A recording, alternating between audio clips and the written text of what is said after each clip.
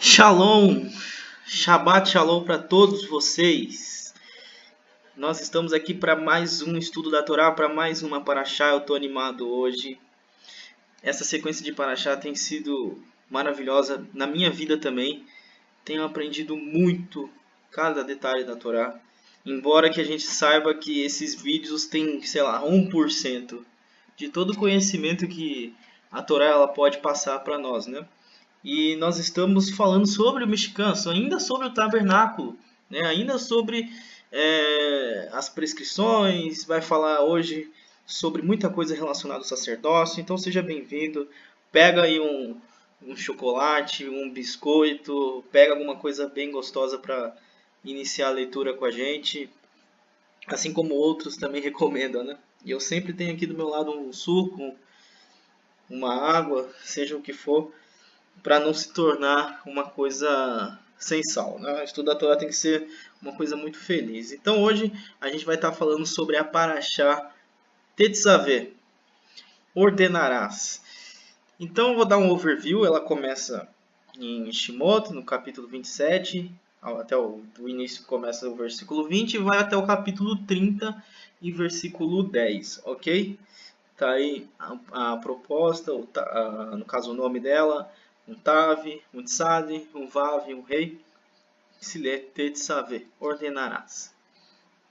Então eu vou falar o que vai acontecer nessa Parashá, o que a gente vai estudar, né? E antes eu tenho que citar para vocês estão vendo aí que agora está mais bonito, né, o layout. Atualizei o layout do nosso estudo, estou usando agora um outro software que é melhor, então por isso que está mais bonitinho, mais organizado, né? Hoje não vai ter nenhuma dificuldade para passar nenhum vídeo também, que nem aconteceu na Parashá passada. E essa Parashá ela vai tratar da coisa mais importante, eu acho que é no Mishkan. Por mais que o Mishkan tenha a oferta, tenha o sacrifício, ele vai falar sobre a Haron, né? E o serviço sacerdotal em si. Essa Parashá é só para isso. E a gente não dá valor, né? Normalmente quando você está em outra religião e você vai ler aí essa Parashá, você vai ler essa parte da Bíblia, né, bem no vulgar mesmo, você pula tudo isso. Você nem se atenta ou lê. E às vezes quando se atenta, interpreta tudo de uma maneira totalmente errada, né? E hoje a gente vai aprender segundo a tradição do povo de Israel, segundo a Torá oral. Nós vamos ver grandes detalhes que tem nessa Parashá e conectar alguns com o Novo Testamento. Você vai ver que vai entender um pouco mais sobre a Brit Hadashah, quando Yeshua fala sobre, quando no caso o Apocalipse fala sobre o nome que vai estar na testa de Yeshua, né, quando ele vier glorificado, você vai entender algumas coisas sobre isso. E também tem muito ensino moral e de ética nessa Parashá também. Então essa Parashá vai tratar basicamente das vestes e de algumas coisas do mexicano, ok? Então vamos continuar e vamos logo para o primeiro verso sem enrolação. E o primeiro verso já é um ensinamento moral, olha só. Porque está escrito assim logo no início da Parashá. Tu, pois, ordenarás aos filhos de Israel que te tragam azeite puro de oliveiras, batido para o candeeiro, que no caso é a menorá, para fazer arder as lâmpadas continuamente. Bom, o que eu vou falar agora não tem nada a ver com o candelabro, com a menorá. Mas como é uma coisa moral que logo antes de estudar a Parashá a gente lê, então eu coloquei associado logo ao primeiro verso. E qual é a história moral que a gente aprende logo antes, na verdade antes mesmo de ler a Parashá? É o seguinte, esse texto eu peguei no site do Rabbah, é um texto que vem da tradição, que ele diz assim: o nome de Moshe não é mencionado uma vez sequer na Parashá Tetzaveh. Na verdade, desde o nascimento de Moshe até o final da Torá, essa é a única Parashá na qual o nome de Moshe não consta. Esta omissão resultou do que Moshe proferiu sobre si mesmo, após o pecado do bezerro de ouro. Ele disse a Hashem: se não perdoares o povo deste pecado, imploro-te, apague-me do teu livro que tu escrevestes. Apesar de que Hashem ter perdoado os israelitas, a punição que Moshe invocou sobre si foi parcialmente realizada. Hashem apagou o nome de Moshe da Parashat Tetzaveh. As palavras de um justo realizam-se mesmo se as condições vinculadas a ela não tiverem efeito. Este é apenas um exemplo de quão extensos os feitos da palavra falada pode ter. Bom, se vocês não, a gente ainda não chegou na parte em que ocorre o bezerro de ouro, mas só para contextualizar para você que não está lembrado, né? Que é um verso tão famoso, tava lá os filhos de Israel fazendo aquela arruaça, fazendo aquela idolatria, né? Que o povo de Israel gosta de fazer uma idolatria. Saindo do Egito, viu tudo que viu, atravessou o Yam Suf, mas mesmo assim teve a cara de pau de fazer um ídolo e adorá-lo, né? Inclusive, nós veremos nessa paraxá que vai falar sobre a idolatria, nós veremos o altar que ela foi feita, tá? Ele existe até os dias de hoje, mas vai ficar para aquela paraxá, não vou passar agora. Bom, e o povo se prostituiu e Moshe chegou com as tábuas da Torá a primeira vez, que tem um simbolismo enorme disso, também não vou falar. E ele viu aquilo e quebrou todas as duas tábuas de raiva, né? Porque qualquer um ficaria revoltado, né? Depois de tudo que aconteceu, o povo ainda idolatra um pedaço de ouro, né? É incrível. Ele volta e o Eterno fala: ó, Moshe, aquele teu povo lá, né? Até aquele momento a gente tinha falado: meu povo, vai libertar o meu povo. Mas naquele momento era uma raiva tão grande que ele falou: o teu povo, Moshe, que está lá adulterando. E aí Moshe, com toda a simplicidade do mundo, fala: Eterno, o Senhor não pode destruir esse povo. Se o Senhor destruir esse povo, então risca o meu nome do livro da vida. Você vê um ensinamento enorme. Por quê? Tem muitas pessoas por aí que, ao ver o erro dos outros, ela quer mais que as pessoas se deem errado mesmo, que se lasquem. E Moshe tinha tudo para falar o mesmo. Tem gente que gosta de chutar o pau da barraca, né? Em vez de estender a mão, ela quer empurrar logo a pessoa para o abismo, para a pessoa se perder de uma vez. E tem muitos e muitos líderes de muitas e muitas congregações que gostam de se sentir superiores, né? Gostam de ficar falando: aquele fulano ali está perdido, aquele ali não serve para nada, aquele ali não sei o que, e descartar as pessoas. Mas nós temos o exemplo de Moshe, que foi um homem mais humilde da terra, segundo a Torá, ela mesma fala. E ele disse, em vez de trazer a punição, ele trouxe a Hesed, a graça sobre o povo.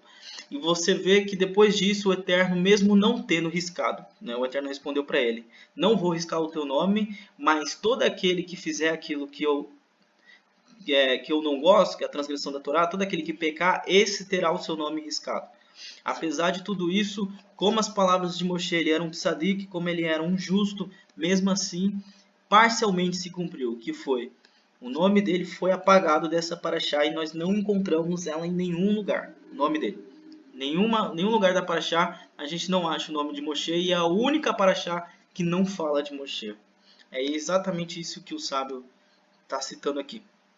Todas as obras de ética judaica enfatizam o grande cuidado que se deve ter, que se deve tomar ao falar. A fala é uma arma poderosa que pode infligir feridas mortais a grandes distâncias. Assim como palavras ásperas podem ferir quando dirigidas contra outra pessoa, também podem ser autodestrutivas. Você que gosta de amaldiçoar teu filho, parece que é coisa de crente, Yosef, isso é coisa de crente, falar, mas não é. Isso é uma coisa da Torá. O Eterno colocou sim poder na palavra. E não é um poder místico, não é um abracadabra. Porque a sua voz gera energia e ecoa, né, no espaço, ecoa onde tem vento. E elas também geram alguma coisa nas outras pessoas. As pessoas são influenciadas por palavras. Tem pessoas que se matam por causa de palavras. Tem filhos que sofrem por maldições, né? Porque a própria Torá falou, a própria Torá diz, né, sobre amaldiçoar o próximo, a maldição do pai e da mãe, e etc, etc. Não é coisa de gente alienada, isso é uma coisa da Torá. Então cuidado, você que gosta de amaldiçoar o teu filho, gosta de amaldiçoar a tua esposa, gosta de amaldiçoar o teu marido, gosta de amaldiçoar a tua mãe, teu pai, de falar besteira sobre os outros. Cuidado com esse órgão minúsculo que tem na sua boca, né? O Talmud adverte que uma pessoa não deve falar mal até mesmo de si próprio, né? Tem gente que fala, eu não consigo, eu sou um idiota, eu sou um burro, e daí passa daqui 10 anos ele realmente tem uma queda de QI enorme e se pergunta por quê, né? A omissão do nome de Moshe nessa porção da Torá é, portanto, de importante significado. Se uma maldição condicional que faz parte de uma apelação passional por perdão ao povo de Israel pode ter consequências desfavoráveis, com mais não o é quando as palavras são proferidas com raiva e hostilidade, seja contra si ou seja contra outros. Tem uma passagem em Provérbios que fala: aquele que guarda a língua tem a vida. Quem controla a sua língua, controla uma cidade. Então, vamos ficar atento aí. Tudo que nós falamos e sai da nossa boca, seja para o bem ou seja para o mal, né? No caso, seja para o bem, se você abençoar uma pessoa ímpia, o que é uma transgressão, ok? Ou seja para o mal, falando mal e destruindo, amaldiçoando quem você mesmo ou alguém que você conhece ou alguém que você nem conhece, ok? Então vamos ter cuidado sobre a nossa língua. Vamos continuar aqui. Próximo verso fala: depois tu farás chegar a ti teu irmão Arão e seus filhos com ele, do meio dos filhos de Israel, para administrarem o ofício sacerdotal, a saber, Arão e seus filhos Nadav e Aviú, Eleazar e Tamar, e farás vestes santas a Arão, teu irmão, para a glória e ornamento. E aí, esse comentário é meu, é uma coisa que eu estudei e eu percebi, eu tenho certeza que você vai concordar comigo, que fala assim: vemos como Hashem é sem dúvida misericordioso. Nadav e Aviú eram encrenqueiros desde o princípio. E sabe por que eu disse isso? Porque desde lá que Moshe estava lá no Egito, e não tem uma passagem que fala que ele encontrou dois filhos de Israel discutindo, e ele fala: olha, não vai brigar entre vocês dois. Aí um deles olha para Moshe e fala: quem é você para ser juiz entre nós? Não foi você que matou o egípcio? Sabe quem falou essas coisas para Moshe? Foram eles, Nadav e Aviú. Então eles já eram encrenqueiros desde lá do princípio. Mas mesmo assim, tiveram a honra de servir a Hashem pelo mérito de Aharon. Vemos mais uma vez aquele exemplo, que Hashem pode até diminuir um decreto maligno, mas uma brachot, que é uma bênção, é irrevogável. Então se Hashem te abençoar, abençoou. Não vai ter mais quem possa te amaldiçoar. Nem o Eterno pode voltar atrás da palavra dele. Agora, se a gente amaldiçoar, né, decretar uma coisa ruim para você, que vai ser justo, esse decreto, até um certo ponto, ele pode ser diminuído e até apagado. Se você se arrepender, se você dar uma volta de 360 graus, talvez você sofra nem 10% daquilo que realmente você deveria sofrer. Porque o Eterno é misericordioso. Agora, quando é uma brachot, ele te abençoou, já era, meu querido. A gente vê isso aonde na Torá? A gente vê também lá na história de Shem e Cam. Cam foi lá, riu do pai dele, que ele estava bêbado, né? Noah estava bêbado no vinhedo, exposto, foi lá e expôs o pai para todo mundo. E a gente vê Noah amaldiçoando não Cam, mas amaldiçoando Canaã, que é filho de Cam. E por quê? Até a Guemará pergunta, por que isso acontece? E a resposta é a seguinte: porque Hashem já tinha abençoado Cam. Não tinha como Noah, mesmo sendo pai de Cam, o amaldiçoar. Então ele amaldiçoou quem? Canaã, que também deu risada dele, ele também fez chacota com ele. E ele foi lá e amaldiçoou Canaã. Então vejam só que se Hashem abençoar você, não tem quem mais possa abençoar. Não tem mais quem possa te amaldiçoar. Então persevere para buscar uma bênção e cumpra a Torá, né, e que só vai trazer bênção, principalmente honrar o pai e a mãe. Tem um abrahot logo nos 10 mandamentos. E também tem uma coisa que isso ensina. Nós sabemos que Nadav e Aviú, com um pouquinho mais de tempo, eles vão oferecer um fogo estranho. E eles vão ser consumidos por Hashem. Ok? Mas então eu te pergunto, se Hashem sabe do presente, passado e futuro, Por que que o Eterno ainda permitiu que Nadav e Aviú até vissem a glória de Hashem? Por que que ele não falou, não, teus filhos não são imorais. Eles são imorais, quer dizer. Eles não vão participar de tudo isso. Não pode. Chama outro da tribo de Levi, que é melhor. Por que que Hashem não fez isso? A resposta é a seguinte: o Eterno não pode trazer punição sem que a pessoa que vai cometer, mesmo que ele saiba, cometa. A pessoa é julgada a partir do momento que ela faz aquela transgressão. Enquanto aquilo não aconteceu, ela não pode ser julgada. Não pode ser exterminada. E você vai perguntar por quê? Por exemplo, vou dar um exemplo melhor ainda. A Hashem já sabia o que Hitler ia fazer. Então por que a Hashem não matou Hitler logo no berço? Né? Por quê? A mesma resposta. Enquanto ele não fez, ele não pode ser acusado. Porque a Hashem teria que ser justo. Né? Se a Hashem agisse assim com Hitler, com Nadav e Aviú, com Bilã, ou com qualquer outra pessoa maligna na Torá, ele teria que agir assim com todas as pessoas do mundo. Não interessa se ela ia ser pouco má ou muito má. Então, por exemplo, se você que hoje se arrependeu, né, nascesse e já fosse, e o Eterno visse que você, por exemplo, ia ser uma pessoa promíscua, ele teria que te matar no berço. E aí eu te pergunto, quem é que sobreviveria? Ninguém. Porque mesmo sabendo que depois que você fizesse aquela transgressão, você iria se arrepender, o Eterno teria que te julgar ali na hora. Já que ele fez isso com um, ele teria que fazer com todos.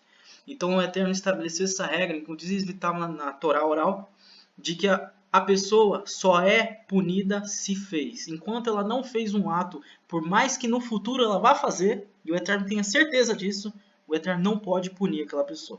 Okay? Até porque existe a chance dela se arrepender. Né? Existe o livre-arbítrio, a livre escolha, que ela pode se arrepender. E aí?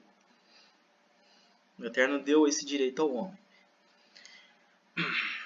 Então vamos para o próximo. Falarás também a todos os que são sábios de coração, a quem eu tenha enchido do espírito de sabedoria. E façam vestes a Arão para santificá-lo, para que me administre o ofício sacerdotal. Tá aí a imagem de Arão. Eu achei linda essa imagem. Eu vou até colocar como protetor de tela do meu computador. Muitas pessoas hoje em dia dizem que a Hashem só se importa com o coração e não com a roupa. Mas vemos aqui que a roupa de Aharon o santificou. Olha só que interessante. É uma moda hoje em dia falar isso, né? Isso aí parece estar em todo lugar. Todo mundo fala, porque como é que você pode me julgar pelo que eu visto? O Eterno só quer meu coração, né? O Jesus lá só quer o coração da pessoa. Mas isso é errado. A gente vê na Torá que as vestes de Aharon santificaram a ele.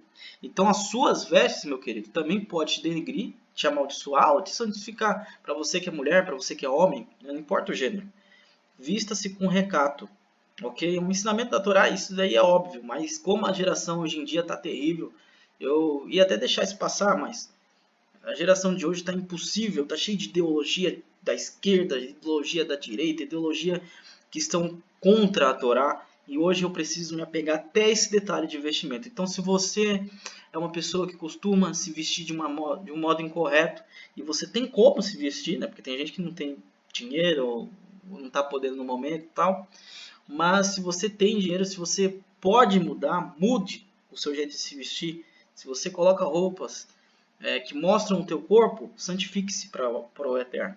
E comece a usar roupas que escondam o seu corpo e que mostrem o seu caráter, ok? Para saber mais sobre isso, a gente está fazendo uma série, o Psicologia do Justo. Lá só trata sobre moral e ética, eu recomendo que você assista, ok? Então vamos para o próximo. E tomarás 2 pedras sardônicas e lavarás nelas os nomes dos filhos de Israel. 6 dos seus nomes numa pedra e os outros 6 nomes na outra pedra, segundo as suas gerações. Aqui está falando sobre os minerais, não é nem pedra, o nome é minerais, né? Que vai falar sobre, no caso, a esmeralda, o sardônio e etc, etc, etc. E o que me apaixonou, o que me fez apaixonar por esse software que eu estou usando agora, é isso aqui, meu pessoal. Não preciso abrir mais navegador, o vídeo já está aqui dentro, é só reproduzir. Ok? Vamos ver agora os detalhes da roupa sacerdotal do sumo sacerdote.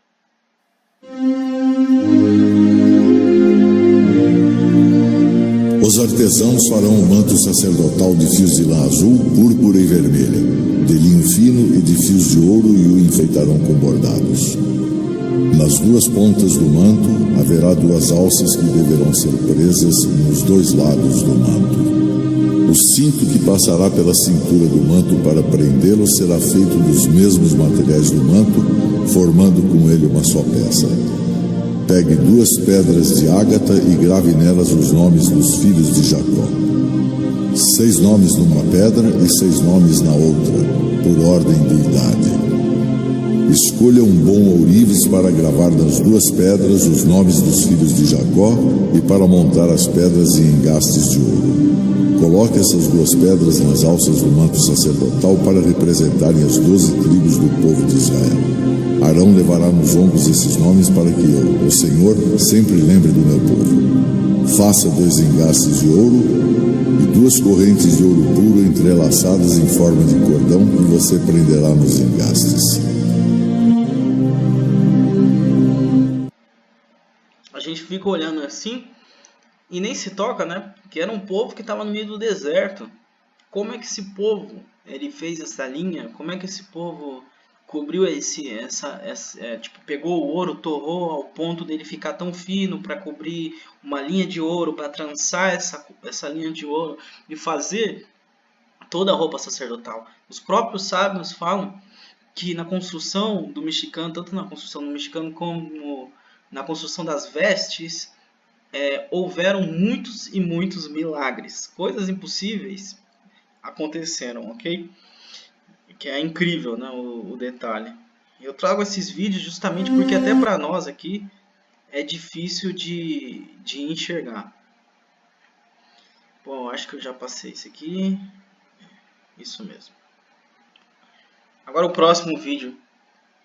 Farás também um peitoral do juízo de obra esmerada, conforme a obra do éfode, o farás de ouro, de pano azul e de púrpura, e de carmesim, e de linho fino torcido farás. Vamos ver essa coisa maravilhosa.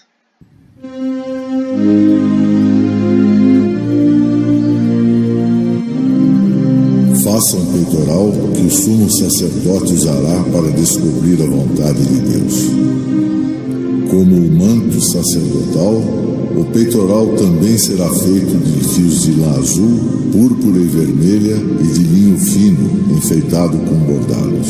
O peitoral será quadrado e dobrado em 2. Terá 1 palmo de comprimento e 1 palmo de largura. Coloque nele 4 carreiras de pedras preciosas. Na primeira carreira põe um rubi, um topázio e uma granada. Na segunda carreira põe uma esmeralda, uma safira e um diamante. A terceira carreira terá uma turquesa, uma ágata e uma ametista. A quarta carreira terá um berilo, um ônix e um jaspe. As pedras deverão ser montadas em engastes de ouro. Em cada uma dessas 12 pedras será gravado o nome de um dos filhos de Jacó para representar as 12 tribos de Israel. Com fios de ouro puro trançados, faça cordões para o peitoral. Faça também 2 argolas de ouro e as prenda nas pontas da parte de cima do peitoral. Passe os 2 cordões de ouro nas 2 argolas e prenda-os nos 2 engastes de ouro do peitoral, que serão presos nas 2 alças do manto na parte da frente. Faça outras 2 argolas de ouro que serão presas nas 2 pontas de baixo do peitoral, na borda do lado de dentro do manto. Faça mais 2 argolas de ouro e prenda-as nas pontas das 2 alças do manto embaixo, na frente dele, perto da costura e acima do cinto. Com um cordão azul, prenda as argolas do peitoral nas argolas do manto, para que o peitoral fique preso acima do cinto e não se solte. Quando entrar na minha presença, no lugar santo, o sumo sacerdote Arão usará este peitoral, gravado com os nomes das tribos do povo de Israel, para que eu, o Senhor, sempre lembre do meu povo. Ponha o urim e o tumim no peitoral para que estejam em cima do coração de Arão quando ele estiver na minha presença.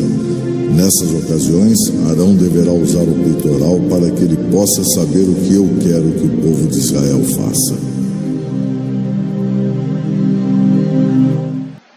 Incrível, vocês viram ali o urim e tumim? E era daquela forma mesmo, era um papel com um nome de Hashem que tem, né, 72 letras. É um nome que já quase ninguém sabe, e se sabe é uma ou outra pessoa no mundo que sabe esse nome, ok?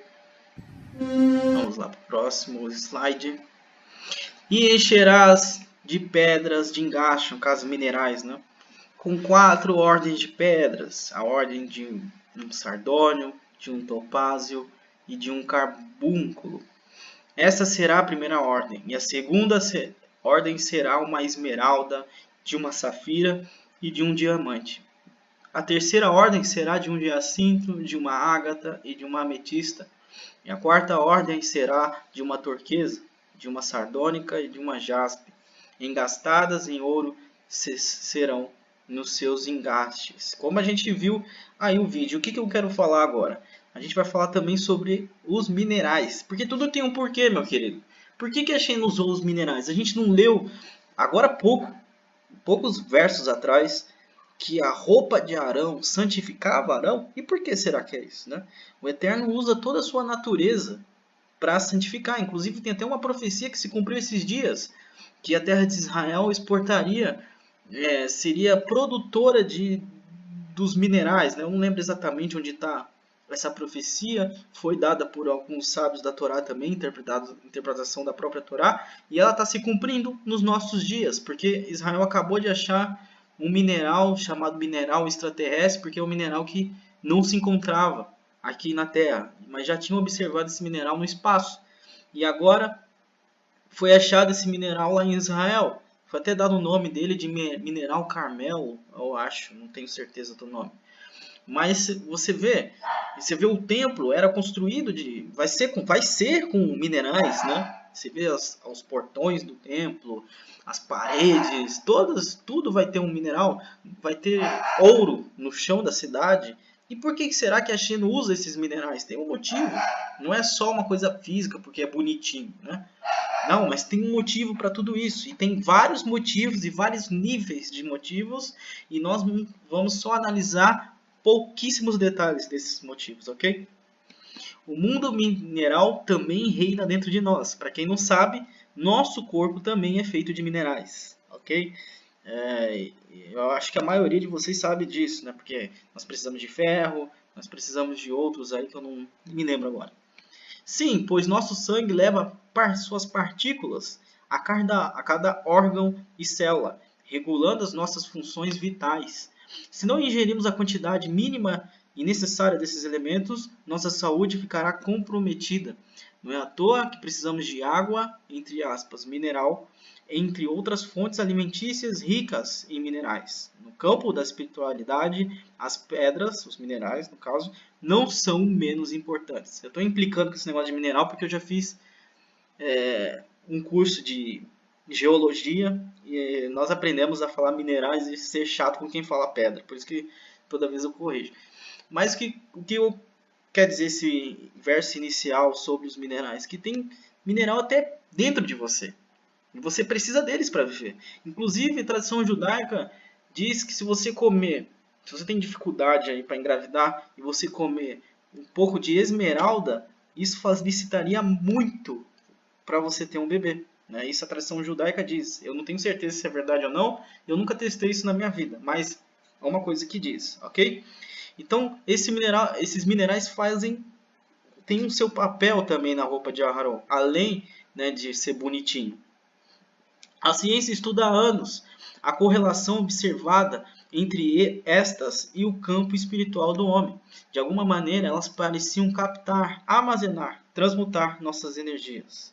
Atualmente, milhares de psicólogos e terapeutas utilizam no tratamento de diversos males. Não por acaso que a ciência comprovou que os cristais são os melhores condutores e amplificadores de energia. No caso, a gente pode trocar essa palavra por luz. sendo por isso também utilizado na composição da fibra ótica, chips de computadores e relógios, no caso o rubi e quartzo. A fibra ótica faz por luz, então são ótimos captadores de luz. E não é isso que está escrito na Torá, que Hashem fazia brilhar essas pedras para que o Aharon, né, soubesse o que ele queria dizer. Então esses minerais têm um segredo por trás deles, e não é só porque eles são bonitinhos, não estão ali à toa, né? E ainda no mesmo verso, está aqui, olha só que bonitão, o peitoral do sumo sacerdote. Eu coloquei algumas pedras que estão aqui, né, no peitoral. Eu não achei de todas, mas alguns benefícios conhecidos que essas pedras trazem. E a gente vai começar a entender por que a roupa de Aharon santifica Aharon. Né? Por que ela torna ele santo? O que isso quer dizer santo? Separado, ok? Ágata vermelha, aqui está a linha, é a ágata. Com propriedades eletromagnéticas e grande poder de irradiação, restaura energias e reforça a autoconfiança. A esmeralda fortalece o sistema imunológico e é conhecida como a pedra da esperança e atua no fortalecimento da sensibilidade da alma, da nefesh. Turquesa traz equilíbrio emocional, auxilia contra a angina e problemas pulmonares. A angina deve ser alguma doença que eu desconheço. Alivia sentimentos de tristeza e atua contra a depressão.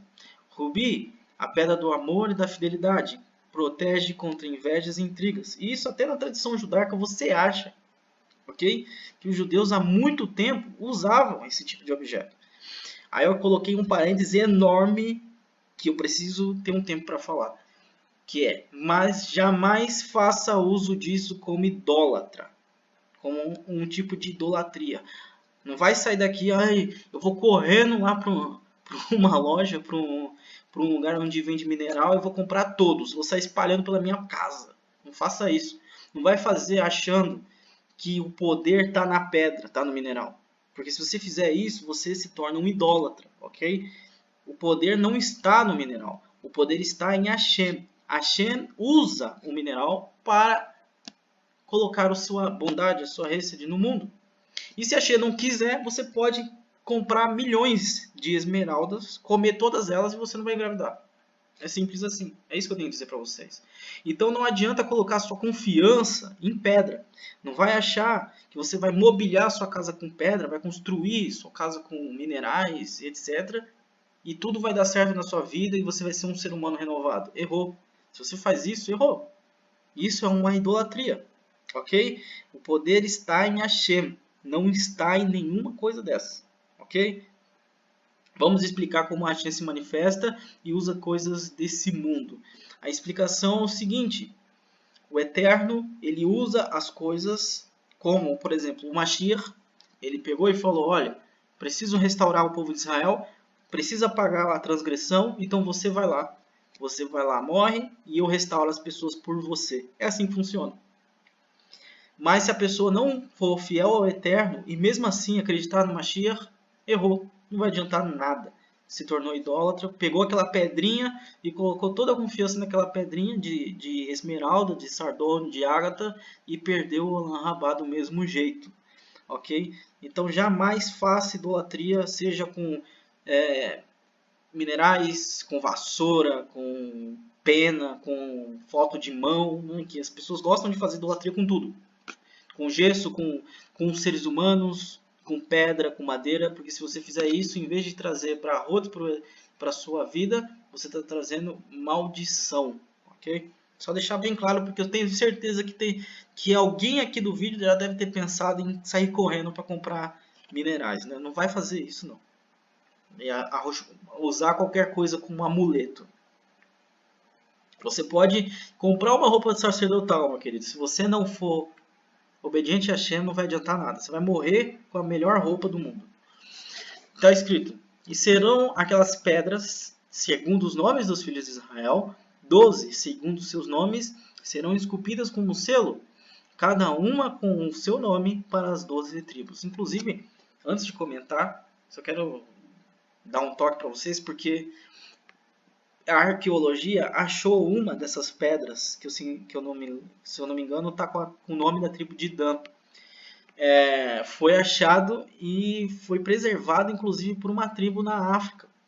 E o Israel está numa briga para trazer essa pedra, esse mineral com o nome da tribo para Israel, e está numa briga judicial para isso, né? Então, para vocês verem que até isso, né, foi achado, o Eterno permitiu.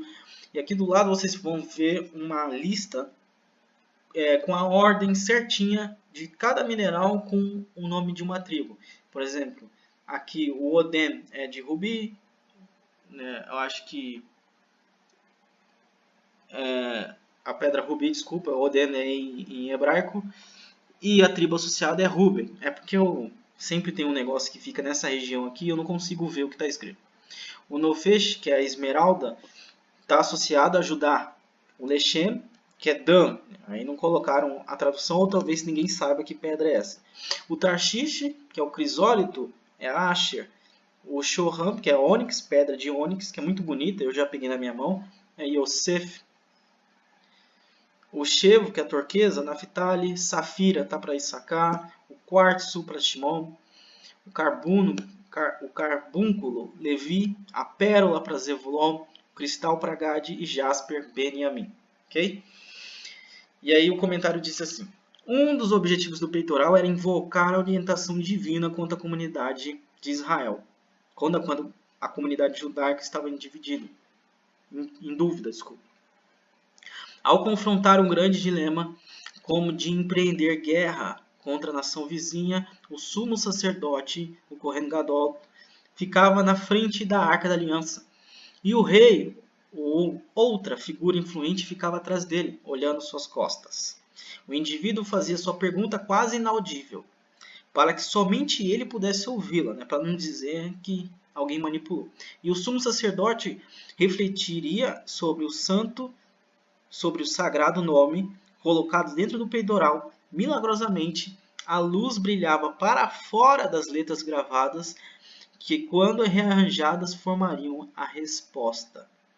A capacidade de receber a resposta divina através do peitoral cessou com a destruição do primeiro templo. Então você vê que era algo totalmente sobrenatural, né, que a Shem fazia através desses minerais. Mas não era o mineral que fazia, era o Eterno. Okay? E uma péssima notícia é que no segundo templo isso não existia. Né? O Urim Tumim se perdeu, como eu falei para vocês, se perdeu a pronúncia do nome, que tem 72 letras, que ficava nesse papel dentro do peitoral de Aharon. E por causa disso não existia. Então você vê como o segundo templo estava. Né? Tinha várias coisas que não existiam no segundo templo, e essa era uma delas, que não tinha o Urim Tumim. Okay? E serão aquelas pedras segundo os nomes dos filhos de Israel. Tá? É o mesmo verso, agora com um comentário diferente.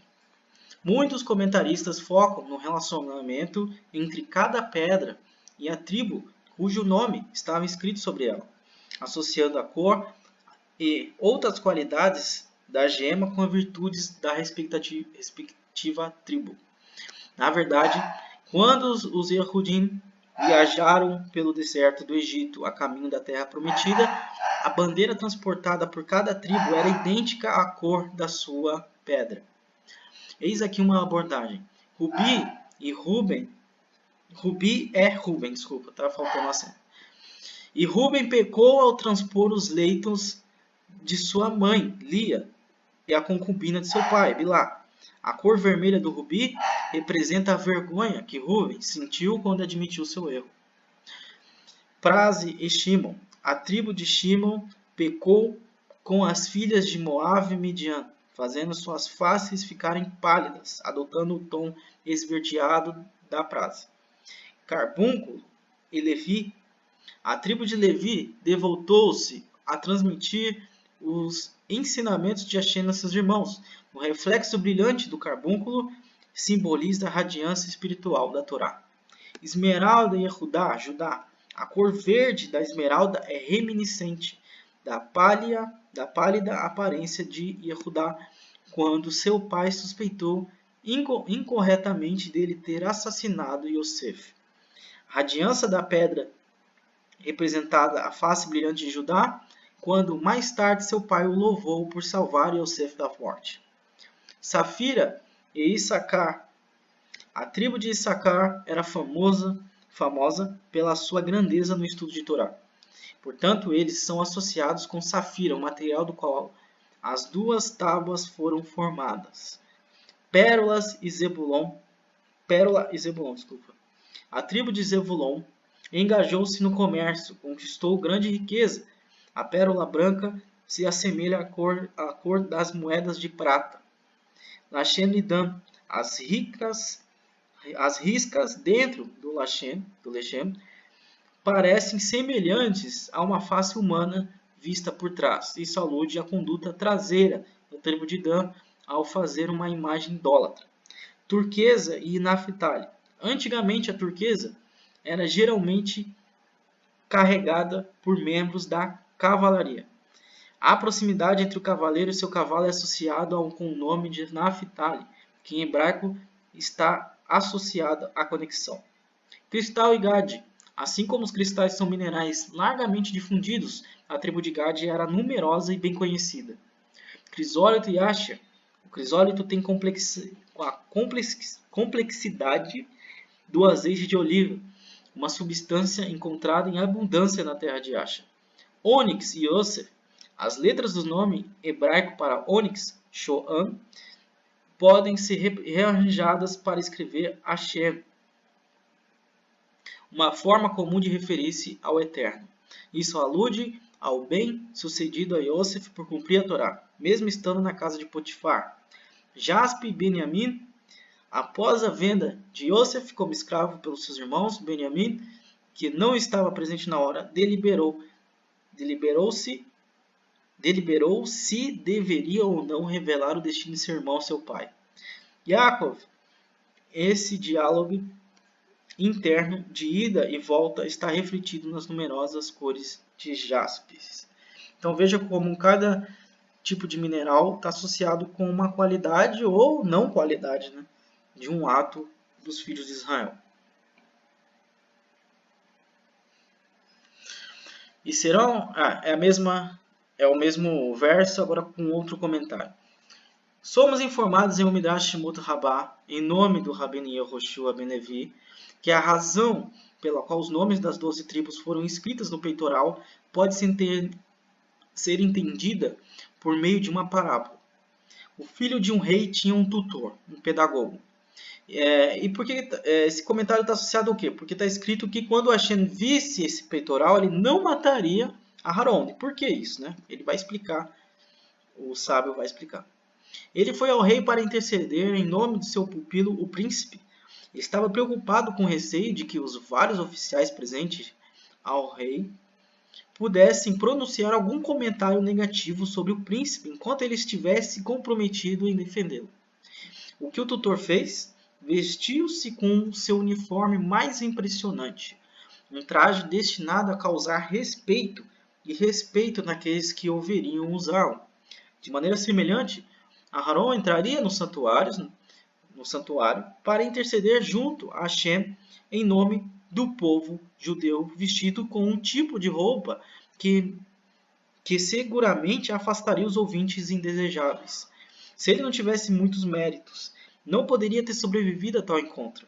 Ao usar o peitoral com os nomes das 12 tribos e os nomes dos patriarcas escrito neles, ele tinha certeza de que qualquer mérito pessoal que ele pudesse ter seria compensado pelos méritos acumulados dos patriarcas e dos filhos de Jacó. Hashem permitiu que ele neutralizasse qualquer ataque dos anjos a ele, fornecendo-lhe essas vestes sacerdotais e dando-lhe uma aparência sagrada. Isto é aludido em Yeshayahu. Ele envolveu-se no zelo como em um manto. Até aqui, o Midrash Rabbah está contando essa história. Para você que viu a série Iniciando na Torá, você viu como um justo ele pode trazer expiação para as pessoas que não são justas. O próprio Talmud e várias coisas falam sobre isso. Se você não sabe, assista a série Iniciando na Torá, principalmente no capítulo que fala por que o Yeshua teve que morrer. Ok. Então, continuando. Aqui nós estamos vendo, que Aharon, ao colocar todos os nomes dos patriarcas e das tribos, ele estava carregando os méritos para não ser destruído. E é por isso que nós, quando oramos, podemos orar em mérito de alguém. Você pode orar e terminar a oração ao Eterno falando, em mérito de Yeshua ou Mashiach, eu termino a minha oração. Isso dá peso à sua oração, porque se você não tem mérito suficiente para que a sua oração seja ouvida, Yeshua tem. E é por isso que os apóstolos ensinam a orar em nome de Yeshua. Não é para Yeshua, mas é no nome dele. É que nem quando um filho vai pedir alguma coisa para o pai, se ele falar, pai, eu quero porque eu quero.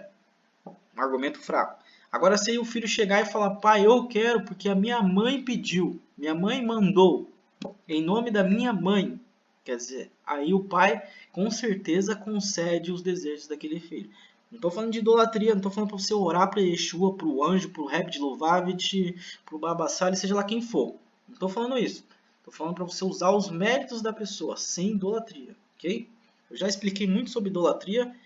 Se você acompanha as parashás regularmente, você já sabe. Continuar.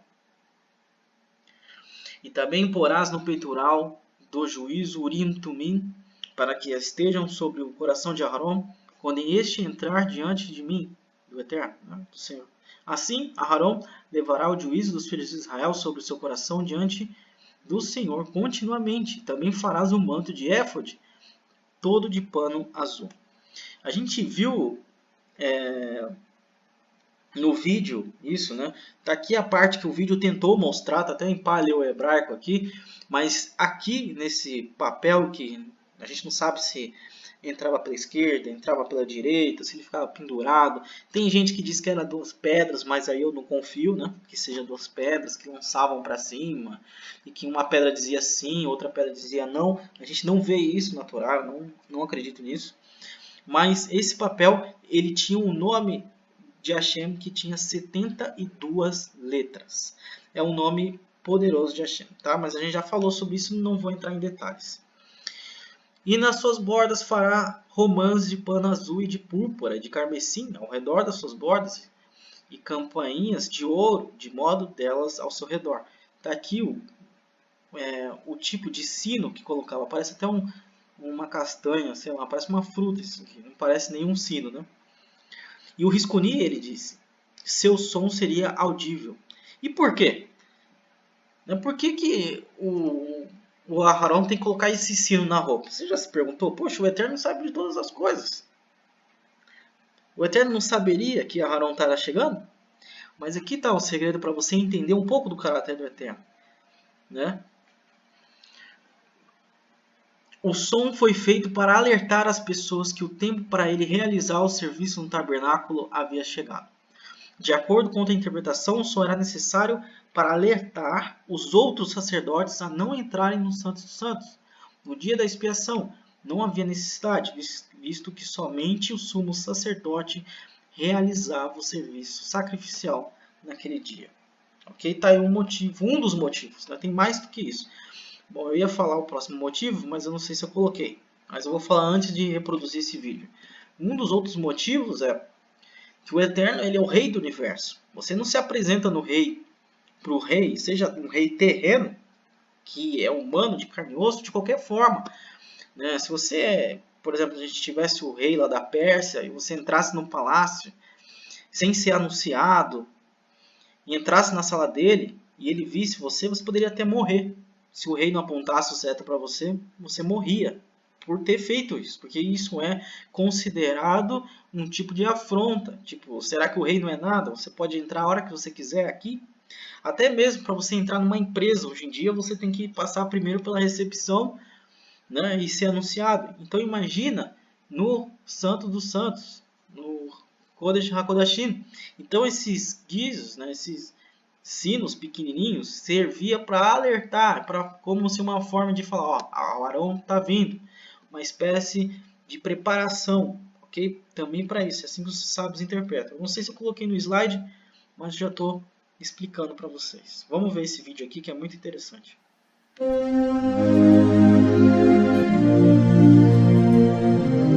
A sobrepeliz, roupa que vai por cima do manto sacerdotal, será tecida de fios de lã azul com uma abertura para passar a cabeça rematada com uma tira de malha para que não se rasgue. Em volta de toda a barra, coloque aplicações em forma de romãs feitas de fios de lã azul, púrpura e vermelha. Entre uma romã e outra, ponha sininhos de ouro. Arão deverá usar essa sobrepeliz quando estiver servindo como sacerdote, tanto quando estiver na minha presença no lugar santo, como quando sair dele. Nessas ocasiões, o som do sininho será ouvido e Arão não será morto. Faça também uma placa de ouro puro e, usando a técnica de um ourives, grave nela a seguinte frase: separado para o Senhor. Amarre essa placa na frente da mitra com um cordão de lã azul. Arão deverá usá-la na testa para que eu, o Senhor, aceite todas as ofertas que os israelitas me trouxerem e para que eles não sejam culpados se cometerem algum erro ao oferecê-las a mim. Você tecerá para o sacerdote uma túnica quadriculada de linho fino, uma mitra de linho fino e também um cinto bordado. Para os filhos de Arão faça túnicas, cintos e mitras, a fim de lhes darem dignidade e beleza. Com essas roupas vista Arão em seus filhos. Depois consagre-os, dedique-os e unja-os com azeite, para que me sirvam como sacerdotes. Incrível, né? Vê que o cara que criou o vídeo, ele colocou até uma forma de sino romano, né? Mas não tem nada a ver com o sino que realmente era feito. Veja que é redondinho. Mas vamos lá, vamos pro próximo. É muito bonita essa roupa. Realmente ele se destacava com essa roupa no meio do povo de Israel. Próximo verso ele vai falar: estará sobre Arão quando ministrar, para que se ouça o seu sonido quando entrar no santuário diante de Hashem, quando sair, para que não morra. Então, agora vai explicar exatamente o que eu tinha falado antes de iniciar o vídeo. Eu não tinha certeza se eu tinha colocado, mas eu vou ler de qualquer forma. Ninguém pode entrar na presença de um rei sem ser anunciado ou proclamado. Poderia ser morto. Assim também, no Shammai, o mundo da verdade e justiça, Aharon não poderia ter contato com a glória de Hashem sem ser anunciado. Isso é um resumo do comentário de Rabbeinu Rabahia. O comentário, na verdade, é enorme. Aí eu só peguei esse resuminho. O Urashi, ele comenta que não morra. Né? Ele fala sobre esse verso. Pelo que está incluído nessa declaração negativa, você pode inferir o positivo. Quer dizer, sempre que na Torá fala uma coisa, por exemplo, se você transgredir o mandamento de amar o próximo, você vai ser amaldiçoado. Porém, nós podemos, como é o mundo da justiça, imagina uma regra matemática. Tem um igual no meio, então se tem uma declaração negativa de um lado, do outro lado tem que ter uma declaração positiva, que é o mundo da justiça, tem que ser justo.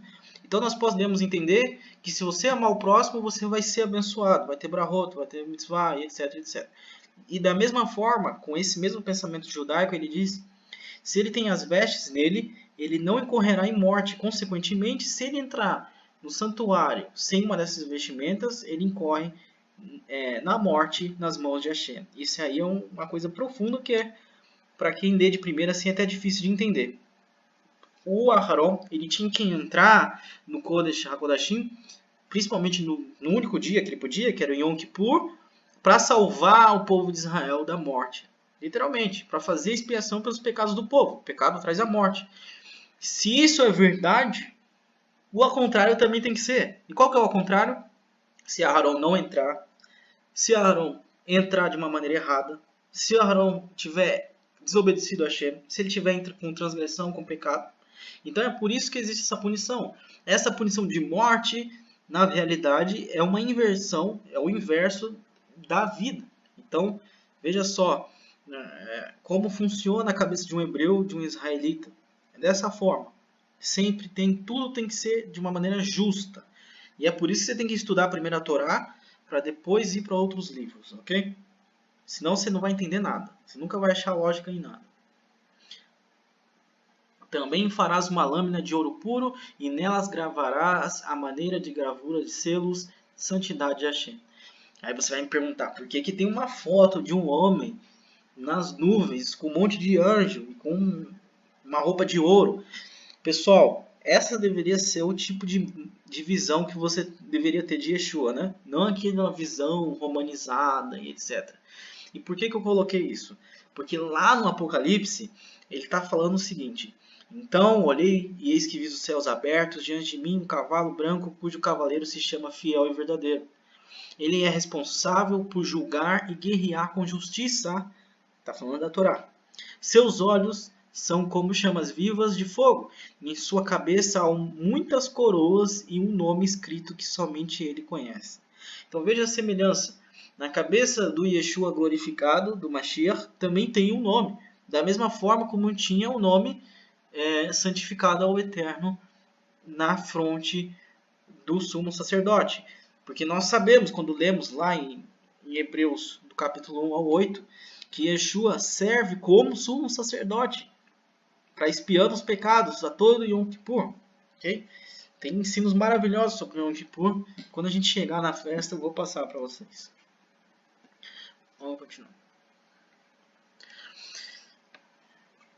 E estará sobre a testa de Aarão, para que Aarão leve a iniquidade das coisas santas, que os filhos de Israel santifiquem em todas as ofertas e em suas coisas santas.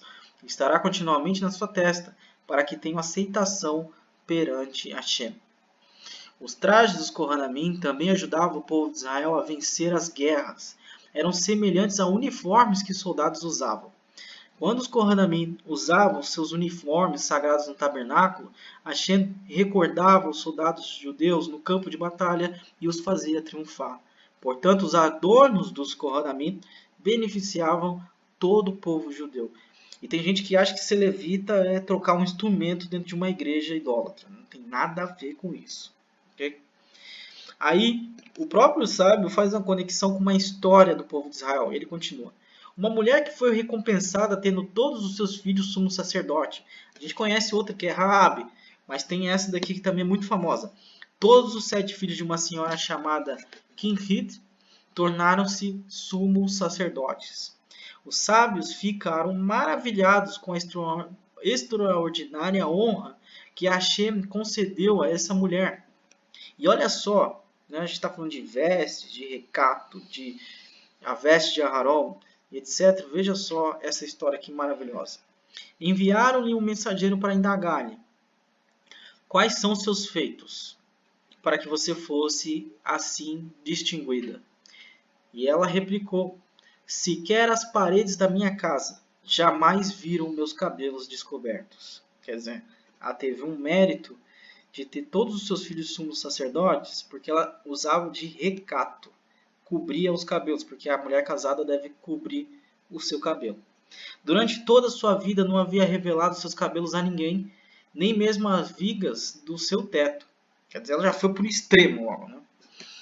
Por isso, seus filhos tiveram o privilégio de adentrar em Yom Kippur, o local mais oculto e reservado possível, o Santo dos Santos.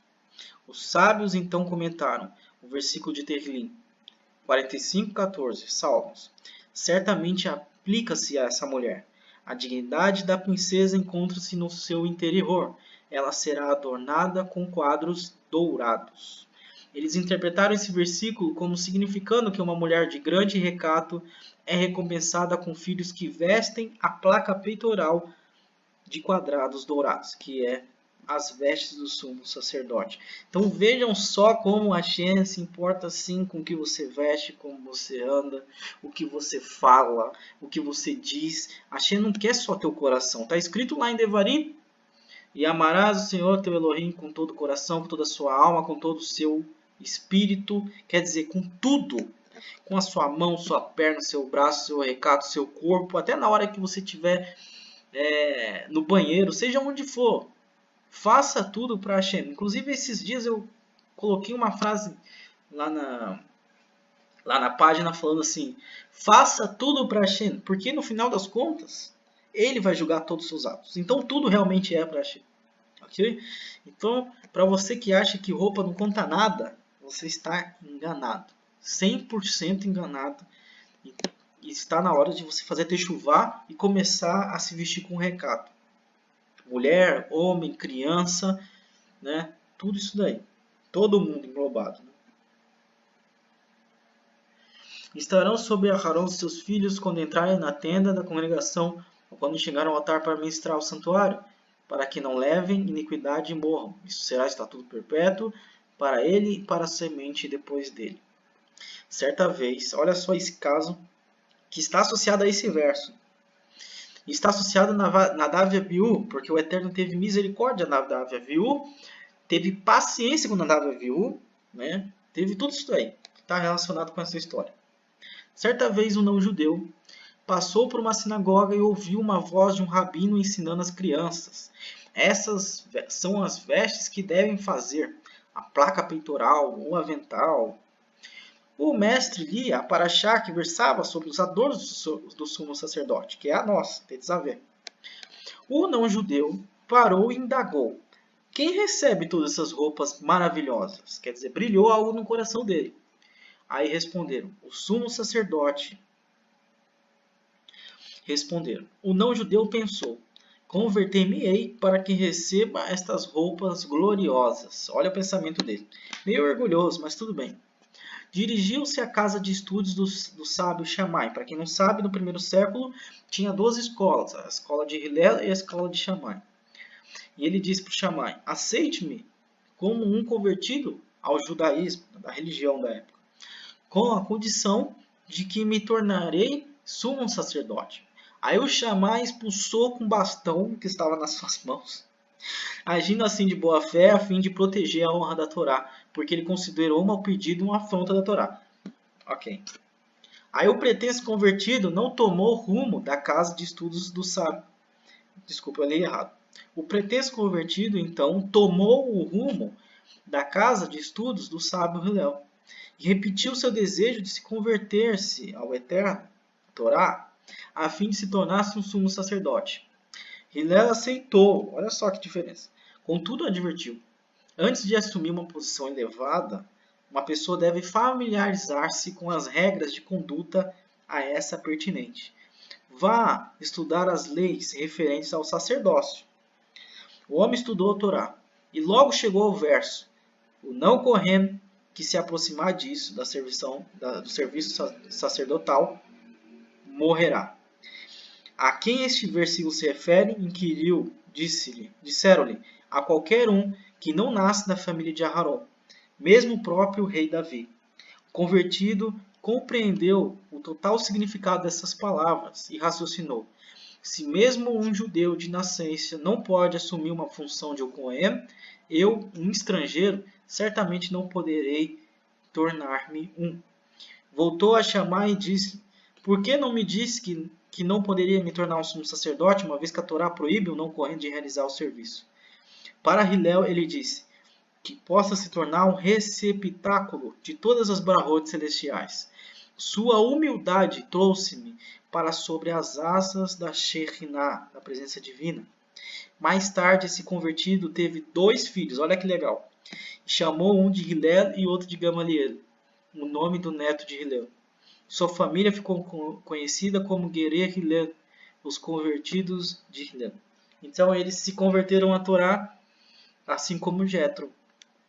Ok, tudo bem, está falando de judaísmo, etc, etc, mas o importante aqui é a Torá, não é o ismo, não é a religião. Mas o importante é que eles começaram a praticar a Torá. E você vê aí o trato de Hillel e Shammai, como as coisas eram diferentes, né? Isso vale para nós hoje em dia. Você vê que na historinha aqui que a gente viu, que não é uma parábola, mas é uma coisa que aconteceu, né? Não é uma história inventada, a gente percebe que às vezes muitas pessoas estão aí na idolatria ou estão em outras religiões, mas elas não compreendem a verdade, elas não compreendem nada. Elas não tiveram um tutor, ela sempre aprendeu do jeito errado. E o pai e a mãe ensinou do jeito errado. E ela vai ensinar do jeito errado para os filhos dela e tudo, porque ela pensa ser o certo. Não é que ela quer ser má, ela não teve a oportunidade de ser boa. E muitas vezes a gente se aproxima para falar de Torá e de Techuvá e etc. de maneira arrogante, dando na cabeça, expulsando: ah, você é um idólatra, você é um isso e aquilo outro. E isso em vez de aproximar do Eterno, essa pessoa, porque às vezes ela é um filho de Israel, a gente não sabe, e às vezes ela tem mérito suficiente para estudar a Torá. E aí? E aí a gente acaba afastando essa pessoa e não aproximando. Isso é um grande erro. Então, meu querido, muito cuidado com as pessoas, com o que você fala, com o que você diz para as pessoas. Muito cuidado. Eu não estou dizendo para você abraçar o paganismo e nem bater palma para a idolatria. Não é isso. Mas estou falando para você saber tratar o ser humano. Ok? Não tenha medo de defender a verdade. Não interessa quem for. Se você vê alguma pessoa enganando e mentindo, e se for uma pessoa fazendo isso em público, você tem um dever de defender a Torá. E de, inclusive, até humilhar essa pessoa em público. Mas se chega alguém e te pergunta alguma coisa, se chega alguém e você vê que a pessoa é ignorante, ela afirma uma coisa que não é verdade, tenha paciência. Tenha misericórdia das pessoas e saiba tratar. Porque disso também a gente vai cobrar da sua mão. Ok? Tá aí um grande exemplo aí para quem quer seguir esse exemplo. Altar. Esse aqui é um verso que pegou um pouco do verso de cima, né? Mas o importante é o versículo 13, que diz: também tomarás toda a gordura que cobre as entranhas e o redenho de sobre o fígado, e ambos os rins, e a gordura que houver neles queimá-lo-ás sobre o altar. Eu vou beber um suco aqui, porque a minha voz já está acabando.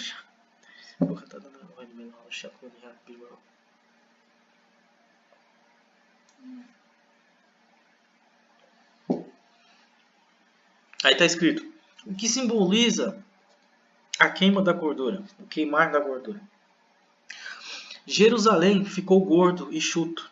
Aí o sábio, eu peguei esse texto do Rabado, ele vai pegar um outro verso para explicar o que simboliza essa gordura. Jerusalém ficou gordo e chuto. Você cresceu gordo, grosso e coberto com ele, a gordura. Você desprezou a rocha da sua salvação. Está lá em Devarim 32, 15 e 16. Aí ele vai explicar. Você engordou. O que isso significa? Refere-se à pessoa quando elas se tornam prósperas e se permitem entrar em alguns dos muitos prazeres sensuais que a vida nos oferece. Porque quem engorda come muito, óbvio. Não? Então a pessoa se torna mais material. Você abandonou Hashem. Uma vez que eles se tornaram gordos, cheios de prazeres do mundo, essas pessoas começaram a mudar sutilmente seus hábitos. Em vez de ler alguma literatura da Torá sobre o Shabat, eles preferem ler uma literatura recreativa. Chega o Shabat e quer fazer alguma coisa que não é relacionada à Torá. Ok, está se afastando. E nunca começa de uma hora para outra. Eu mesmo, pessoal, não sou perfeito. Então eu, às vezes, erro ali e aqui, mas quando se dá consciência, corte. Não deixe isso procriar. Que não pense que a transgressão vai vir de uma hora para outra, você não vai mais guardar o Shabat. Não, vai aos poucos. Assim como você retorna ao Eterno aos poucos, você também se afasta dele aos poucos. Em vez de dar uma olhada no jornal ou revista de outra pessoa no parque, eles voltam para casa com o jornal na mão. Em vez de frequentar uma quilá da Torá, eles começam a frequentar igrejas que atendem os seus gostos mais exigentes. Quer dizer, vai procurar o que agrada. Eventualmente, esse comportamento os torna grosso. Refere-se à insensibilidade. E a insensibilidade é o autêntico refinamento que torna as pessoas cruas. Quer dizer, pensa um órgão que está revestido de gordura. Ele se torna um órgão pesado, grosso, insensível, porque tem uma capa de gordura na frente dele. E ele também se torna cru, porque a capa de gordura torna ele molhado e ele vai ficando mole. É assim que acontece. Aí continua. Buscando incansavelmente satisfazer seus desejos sensuais. Depois de viver assim por um tempo, você desprezou a rocha da salvação. Eles começam a desdenhar completamente da Torá. Mesmo a companhia judaica mais sofisticada que eles recentemente começaram a manter, e a igreja mais na moda, New Age, né? Mais bola de neve, que começaram recentemente a frequentar, agora são muito pesado para eles. Qualquer coisa que cheire a estudo aprofundado da Torá se tornou para eles um passé, quer dizer, uma coisa tediosa, embaraçosa, que nem pega esse vídeo, ai meu Deus, 1 hora de estudo ouvindo o Yosef falar. Meu pai do céu, como isso é ruim. Pois é, está na hora de acordar. Eles se tornam cobertos com gordura, completamente insensíveis aos verdadeiros valores da Torá. Se eles ainda frequentam a congregação, deve ser aquele que se derramou inteiramente em qualquer armadilha do tradicionalismo. Deve ser um pluralista, politicamente correto, moralmente relativista, o lote todo. Em vez de seguir os verdadeiros líderes, eles selecionam líderes que seguem seus gostos, que seguem as suas tendências dos tempos, seus status sociais. Elevado o cega para sua própria falta de sofisticação na Torá, convencendo-os, em vez disso, de que eles são sábios o suficiente para oferecer opiniões de especialistas, mesmo em questões de prática judaica que eles não estão qualificados para julgar. Quer dizer, pega, julga e fala coisas contrárias ao ensino dos sábios. É que nem vou dar um exemplo aqui, tinha um texto muito famoso rodando na internet, um texto que falava que as mulheres tinham sim que ser líderes e não sei o que, e pegava um verso do Novo Testamento, usava palavras do aramaico que não tem nada a ver, que você vai verificar aquelas palavras, não diz nada daquilo que a pessoa escreveu, colocou. Então são pessoas que estão indo contra os ensinos da Torá oral, dos sábios, etc, etc. Isso está errado. É aquilo que eu sempre falo para todos. O Talmud, ainda que não seja para ser estudado quando você acaba de chegar da Torá, é bom que você fique aí 2 anos só estudando Torá e depois você vai procurar outras coisas. A única coisa que se critica são a visão dos sábios em relação ao Mashiach. Isso porque tem uma profecia na Torá de que os sábios não veriam o Mashiach, não entenderiam o Mashiach. Então, em relação a ele, tudo é questionável. Agora, em relação à ética, moral, comportamento, há algumas interpretações de certos versos, sempre, a maioria das vezes, eles estão certos. Por exemplo, eles dizem que Isaías 53 está relacionado com Mashiach, o justo que carrega o outro, coisas que hoje a religião do judaísmo atual nega e vai contra os próprios sábios deles mesmos. Ok? Então, tirando a visão do Mashiach, que eles creem que são 2 pessoas, e isso está de desacordo com a Torá, mas isso é uma profecia que tinha que acontecer mesmo, muita coisa pode ser levada e ser usada. Ok? Queimar a gordura, que quando o Kohen ia lá e queimava a gordura do cordeiro, é transformá-lo em algo agradável a Hashem. Se use o seu orgulho para se defender do Yetzer Hara, como o caso de Yosef Hatzadik, que também era orgulhoso, porém usou para não se deitar com a mulher de Potifar. O que significa?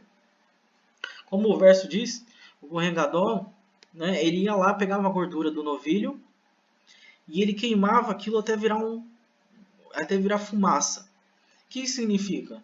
Significa o orgulho, o seu orgulho, se transformando em algo que traz mérito, em algo bom, que é agradável a Hashem. Como que eu faço isso? E eu coloquei o exemplo aqui de Yosef. Yosef era muito orgulhoso. E ele usou o orgulho dele para não transgredir a Torá. E como que ele fez isso? Ele estava lá, a mulher de Potifar, querendo fazer sexo com ele. Mas por revelação divina, por espírito de profecia, Ruach Kodesh, ele viu que no futuro, quando tivesse o templo, o nome dele estaria nas vestes do sumo sacerdote. E como que ele usou então o orgulho? Sim, dessa forma. Ele pensou consigo, eu, Yosef, patriarca desse povo, que vou ter o meu nome cravado lá nas vestes do sumo sacerdote. Eu, judeu, no caso, filho de Israel, porque judeus são filhos de Judá, ele não era filho de Judá, mas filho de Israel, hebreu, eu vou me dar o luxo de deitar com uma mulher gentia e fazer um ato abominável? Eu vou me rebaixar a esse nível? Não, não vou fazer isso. Não vou fazer isso em demérito do meu Elohim, das pessoas que me olham, da Torá. E todas as vezes que as pessoas olharem para o meu nome na roupa do sumo sacerdote, vão lembrar que eu transgredi contra Hashem. Então não. Então ele usou o orgulho dele para livrar ele de uma transgressão. Faça isso com você. Transforme sua Yetzer Hará em coisa para você não transgredir.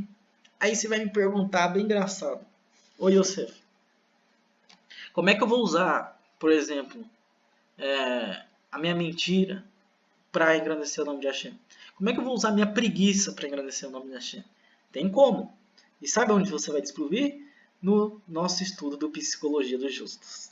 Assista a nossa série do Psicologia dos Justos, que está aqui no canal, e você vai saber usar a sua qualidade para engrandecer o nome de Hashem, ok? Então, é isso que simbolizava a queima da gordura. Vamos continuar. Mas a carne do novilho e a sua pele e o seu esterco queimarás com fogo fora do arraial. O sacrifício por pecado é. Depois tomarás um carneiro e Arão seus filhos porão, etc, etc, etc. Não coloquei o resto do verso. Mas eu já ouvi muita história de antimissionário falando que não existe novilho para o pecado. Só que esse verso mostra exatamente o contrário. Porque eles falam, né, que Yeshua é comparado a novilho, que foi o novilho pelo pecado. O Shaur mesmo, o apóstolo Paulo fala isso, e eles ficam falando, não existe em Levíticos falando que o novilho é para pecado. Não, é só o outro animal, o bode. Mas aqui está o verso que prova o contrário. Que o novilho é ofertado pelo pecado e ele deveria estar sem gordura, porque a gordura dele é queimada dentro do templo. E o resto ser queimado fora do arraial. E exatamente o que aconteceu com Mashiach. Porque ele foi morto sem gordura, sem orgulho. Mashiach não tinha orgulho, era um homem totalmente humilde. E ele foi morto fora do arraial.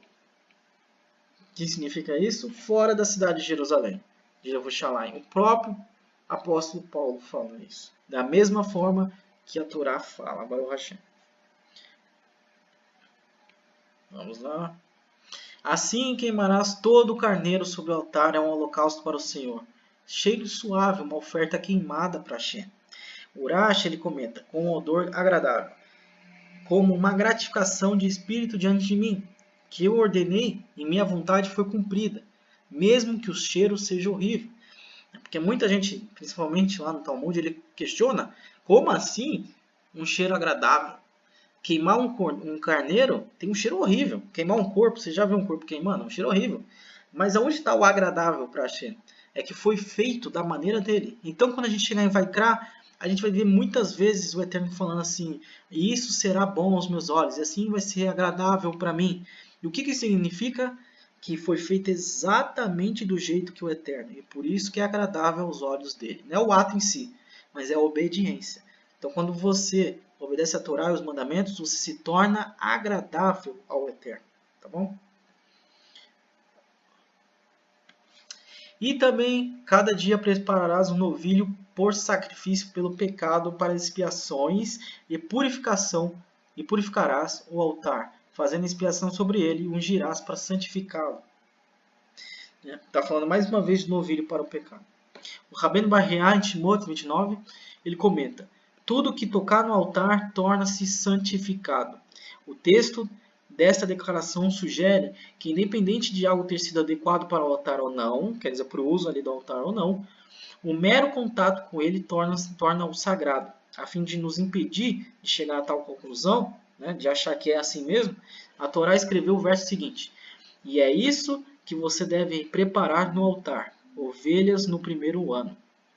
Assim como as ovelhas de um ano são adequadas como sacrifício no altar, tudo o que mais for adequado como sacrifício no altar será santificado pelo qualquer contato com ele. Outra lei a ser derivada do texto do nosso verso é que qualquer sacerdote que chegar primeiro para oferecer o sacrifício terá alguma prioridade, isto é, ele foi santificado em relação aos sacerdotes que chegaram mais tarde. Eu coloquei simplesmente isso também para você entender que a Torá, tem gente que fala que a Torá não foi escrita da mesma forma, não usa a mesma linguagem, mas isso é uma mentira. Lá na Parashá Noah também fala da mesma forma, ele fala assim para Noah, e tudo que se move será alimento.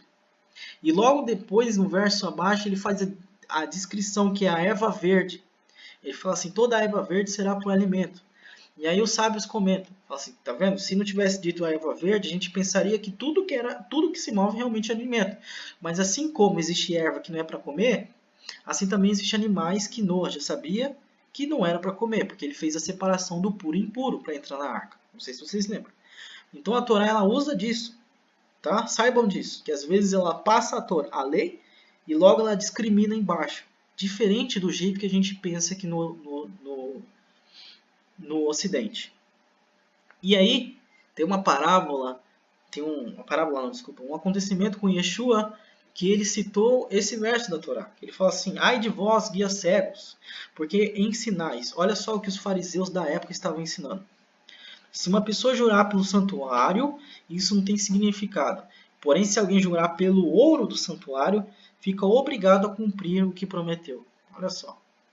Tolos e cegos, pois o que é mais importante, o ouro ou o santuário que santifica o ouro? Quer dizer, eles estavam dando mais valor para o dinheiro, o que acontece hoje também. E mais, dizeis, se uma pessoa jurar pelo altar, isso nada significa. Mas se alguém jurar pela oferta que está sobre ele, fica assim comprometido em seu juramento. Embotados, o que é mais importante? A oferta ou o altar que santifica a oferta? Como está escrito na Torá, que é o altar que santifica a oferta. Está aí uma foto do altar. Então, meus queridos, Baruch Hashem, por hoje é só. Se você gostou, se você achou legal, eu sei que às vezes é cansativo, eu recomendo que veja meia hora por dia, é um bom tempo. Mas se você achou legal, se você curtiu tudo que foi passado, quer incentivar o nosso projeto, a nossa comunidade, eu peço que você deixe o seu like e você compartilhe. Se você não achou, não precisa compartilhar e nem curtir. Mas se você achou legal, dê o seu like e compartilhe. Eu espero vocês no próximo Shabbat. Aliás, amanhã, no estudo Psicologia dos Justos, que é ao vivo. E no próximo Shabbat com a próxima Parashá. Que a Hashem abençoe todos vocês. Até a próxima.